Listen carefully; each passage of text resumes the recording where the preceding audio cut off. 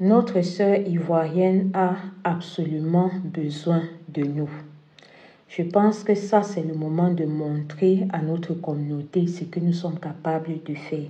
Désolée de la qualité de l'image, voilà, je suis vraiment désolée, mais je n'ai pas trouvé mieux que ça. Avant de te raconter l'histoire de la sœur, je t'invite à liker la vidéo et à la partager au maximum.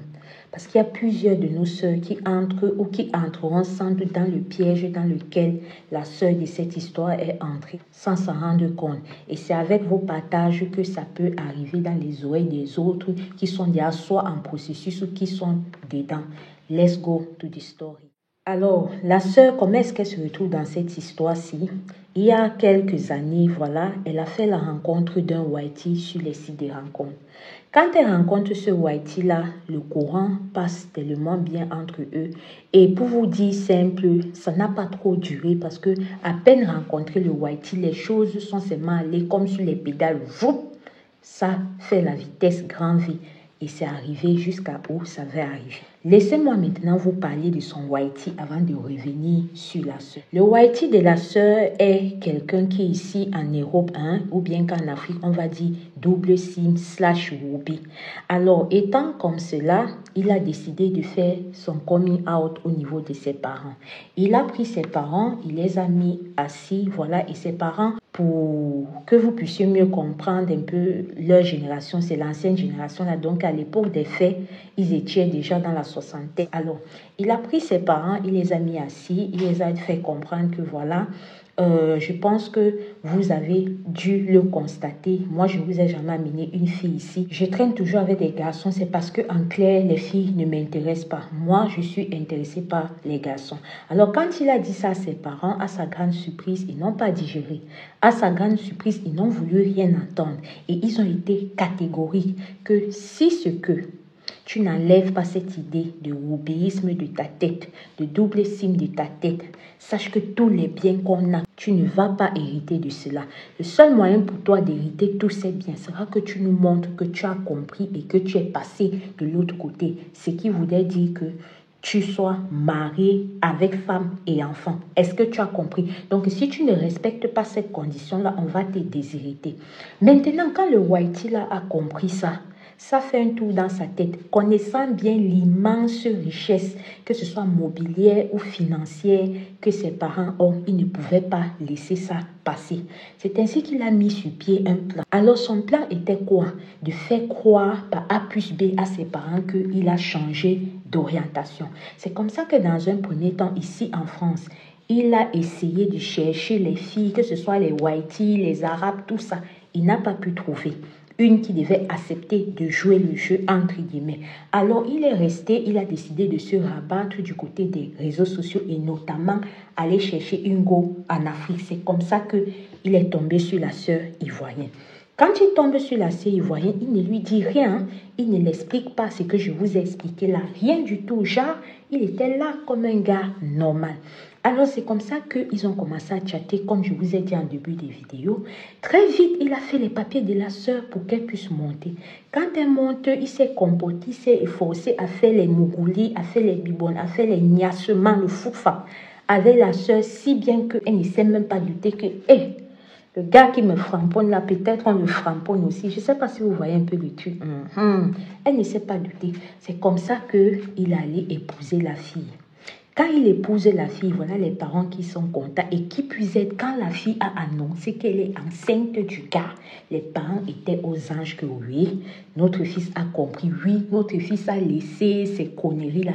C'est comme ça qu'ils ont mis tous les papiers, tous les biens au nom du gars. Maintenant, la fille, pendant qu'elle était enceinte, les parents ont commencé à tomber malades. Leur état de santé a commencé à se dégrader. Alors, constatant que l'état de santé de ses parents ont commencé à se dégrader et tout ça, il a toujours continué à bien jouer son jeu.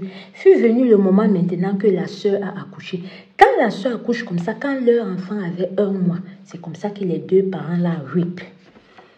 Quand les deux parents rip maintenant, la fille à peine avoir accouché, donc comme elle avait 1 mois, le gars, le temps qu'on puisse mettre les parents 6 pieds sur terre, le temps qu'on fait tout, qui se rassure vraiment que oui, tout ça est à moi maintenant, c'est comme ça qu'il chasse la sœur.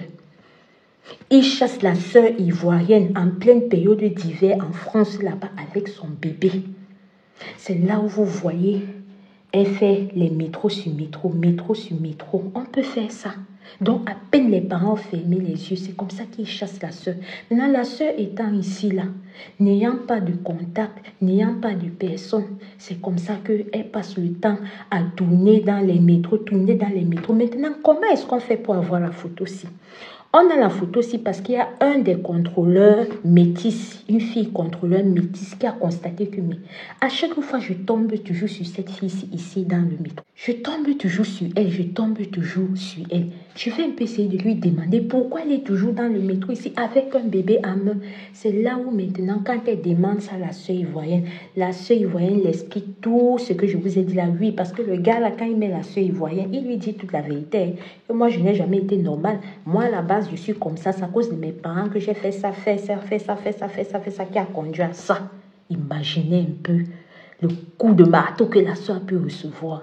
Imaginez un peu comment est-ce que ça fait dans sa tête avec un nouveau-né dehors sur la neige là.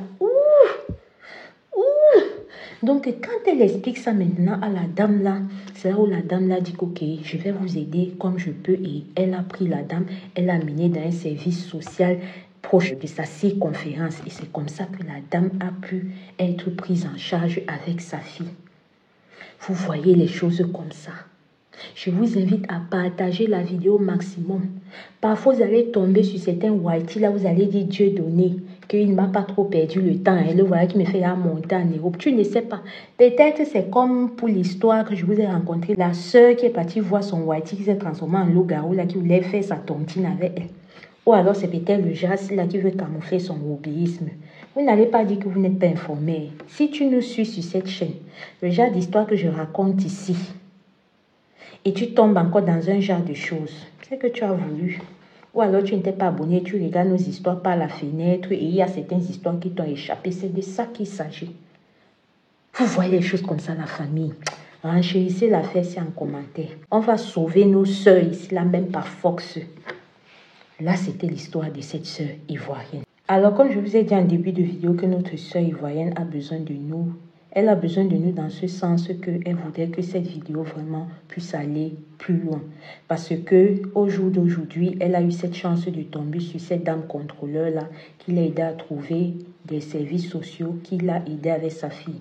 Mais imaginons qu'elle n'avait pas eu cette opportunité. Dehors en pleine neige, elle aurait continué dans les métros jusqu'à quand?